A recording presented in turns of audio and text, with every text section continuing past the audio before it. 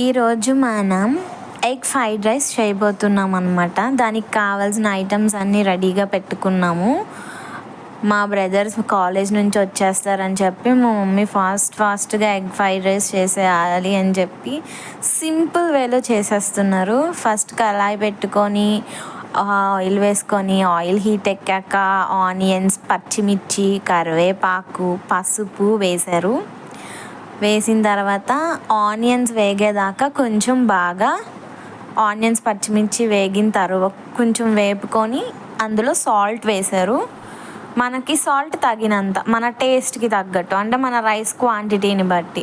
Egg fried రైస్లో అదొక్కటే మనకి ఏంటంటే ప్లస్ పాయింట్, సాల్ట్ ఎంత వేసుకున్నా మనకి రైస్ కలుపుకుంటే మనకి సెట్ అయిపోతుంది.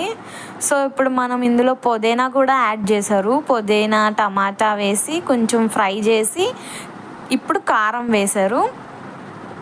కారం వేసి అంతా మంచిగా మిక్స్ చేసి టమాటా మగ్గిపోయాక 4 ఎగ్స్ అనేవి కొట్టేశారు. చూడండి, ఈ ప్రాసెస్ అంటే చాలా జాగ్రత్తగా చేయాలి. మనం మొత్తం ఎగ్ అంతా ఎక్కువ మనం తిప్పేసామనుకోండి, ఎగ్ నీసు స్మెల్ వచ్చిద్ది.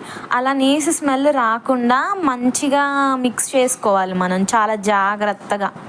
చూసారా ఎంత స్లోగా చేస్తున్నారో? ఇదే మెయిన్ ప్రాసెస్. ఇది మనం మంచిగా చేసుకోగలిగితే చాలు. అంటే మనకి తినేటప్పుడు నీసు స్మెల్ రాకుండా ఉండేలాగా. ఇప్పుడు వేడన్నంలో వేసామనుకోండి అంతగా అనిపించదు. అదే మనం చల్లన్నం అంటే మధ్యాహ్నం వండిన అన్నం సాయంత్రం వేయాలి అనుకుంటే మాత్రం ఖచ్చితంగా చాలా జాగ్రత్తగా చేయాలి ఆ ప్రాసెస్. అదంతా అయిపోయాక ఇలా ఫ్రై అయిపోయింది. ఇప్పుడు మనం రైస్ వేసేసుకునే టైం వచ్చేసింది అనమాట. ఆ స్మెల్ అంటే నీసు స్మెల్ రాకుండా కొంచెం సేపు అలా ఉంచారు మా మదర్. చూడండి, ఇప్పుడు రైస్ కలుపుతున్నారు. ఈ రైస్ మాది వేడి రైసే, సో అది కలిపేశారు. ఇప్పుడు చల్లన్నంతోనైనా మీరు చేసుకోవాలి అనుకుంటే అప్పుడు ఎగ్ మిక్స్ చేసేది చాలా జాగ్రత్తగా చేయండి. ఆ స్టెప్ మాత్రం ఇంకా అదొక్కటి మనం జాగ్రత్తగా చేస్తే చాలు. ఎగ్ ఫ్రైడ్ రైస్ చాలా సింపుల్గా చాలా టేస్టీగా అయిపోతుంది. పిల్లలు అసలు వదలకుండా తింటారనమాట. అంత యమ్మీగా వస్తుంది. Simple way. And working women కానీ ఎవరికైనా సరే వెంటనే పిల్లలకి ఏదైనా చేసి పెట్టేయాలి అని కంగారు పడకుండా 10 మినిట్స్లో చిటికెలో అయిపోయేది ఏదన్నా ఉంటుంది అంటే అది easy steps and easy process అనమాట ఎగ్ ఫ్రైడ్ రైస్. ఇలా మనం ఎగ్లో రైస్ వేసి కొంచెంసేపు ఉంచి మంచిగా కలుపుకున్న తర్వాత దాని చుట్టూ మా మమ్మీ గార్నిష్ చేశారు కొత్తిమీర. చూడండి, మిక్స్ చేసే వే కూడా చూడండి. అంటే ఎగ్ పలుకులుగానే ఉండాలి. అంటే మనం ఎక్కువ మిక్స్ చేసేస్తే చాలా చిన్నగా అయిపోయింది. అసలు ఎగ్ అనేది నోటికి తెలియదు అనమాట. ఆ టేస్ట్ తెలియాలంటే ఎగ్ అనేది పెద్దగానే ఉండాలి.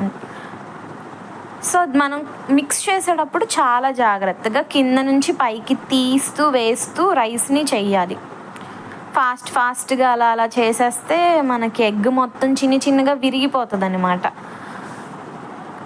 చాలా నీట్గా చాలా జాగ్రత్తగా చేస్తే టేస్ట్ మాత్రం చాలా మంచి టేస్ట్ వస్తుంది. నేను ఇక్కడ థమ్స్అప్తో కలిపి తాగుతున్నాను. చాలా బాగుంది. Please friends, subscribe my channel, like my videos.